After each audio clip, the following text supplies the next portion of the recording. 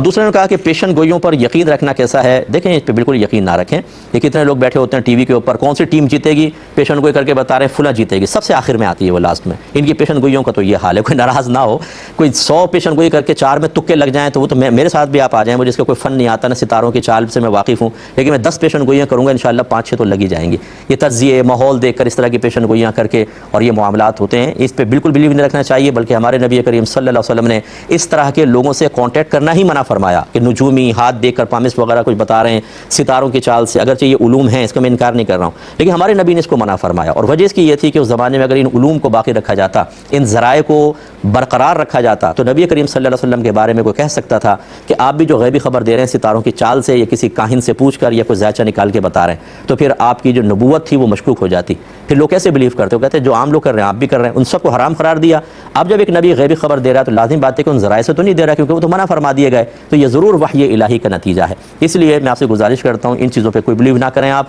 उलूम होते हैं ये, इसका इनकार नहीं, तुक्के भी सही लग सकते हैं, इसका भी इनकार नहीं है, बिल्कुल इसका इनकार नहीं है, लेकिन ये 100% कोई श्योरिटी के साथ नहीं होते, बदगुमानियाँ पैदा होती हैं। अब अखबार में पढ़ लें ये हफ्ता कैसा रहेगा, लिखा होता है बाद वक़्त, उसमें लिखा होता है इस हफ्ते अपने करीबी लोगों से होशियार रहें।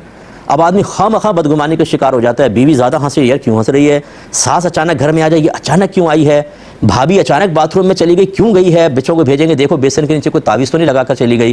तो इस तरह के मामलात तो हमारी शरीयत इन चीज़ों को अवॉइड करने का हुक्म देती है। और अच्छा देखें, ये जो मोबाइल वाला मसला पूछा, इसमें तलाक वाक़ई नहीं होगी, क्योंकि जब पता ही नहीं है कि क्या पूछ रहा है, वैसे हाँ हाँ कर रहा है ताकि वो बॉस नाराज़ भी ना हो।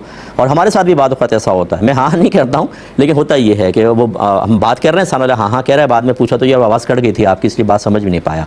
तो ये होता है जब आवाज़ ही समझ में नहीं आ रही, बात ही नहीं पता है वो क्या कर रहा है, और ये सिर्फ इसलिए कि बॉस नाराज़ ना हो, उसकी नाराज़गी से बचने के लिए हाँ हाँ कर रहा है, जी जी कर रहा है, तो इससे तलाक वाक़ई नहीं होगी। इसकी मिसाल यूँ ले लें कि किसी ने तलाक लिखी किसी पेपर पे और इसके सामने छुपा कर दिया, इस पर साइन कर दो, इसने साइन कर दिया, बाद में पता चला वो तो तलाकनामा था, ये तलाक वाक़ई नहीं होगी, क्योंकि इसको पता ही नहीं था मैं किस चीज़ के ऊपर साइन कर रहा हूँ। या इसका इरादा एक तलाक देने का था, इसने कहा भाई एक तलाक के लिए स्टाम्प पेपर तैयार कर दो, उसने तैयार किया और उसने लिख दी उसमें 3 और इसने उस पर साइन कर दिया, तो एक तलाक वाक़ई होगी, क्योंकि इसने एक का कहा था। हाँ, अगर ये पढ़ लिया मजमून 3 लिखी है फिर साइन किया तो 3 ही होंगे, लेकिन अगर मजमून नहीं पढ़ा और एक का कहा था और बगैर देखे साइन कर दिया तो एक ही तलाक वाक़ई होती। यहाँ पे चूँकि कलाम ही नहीं सुना तो इसलिए तलाक वाक़ई नहीं होगी।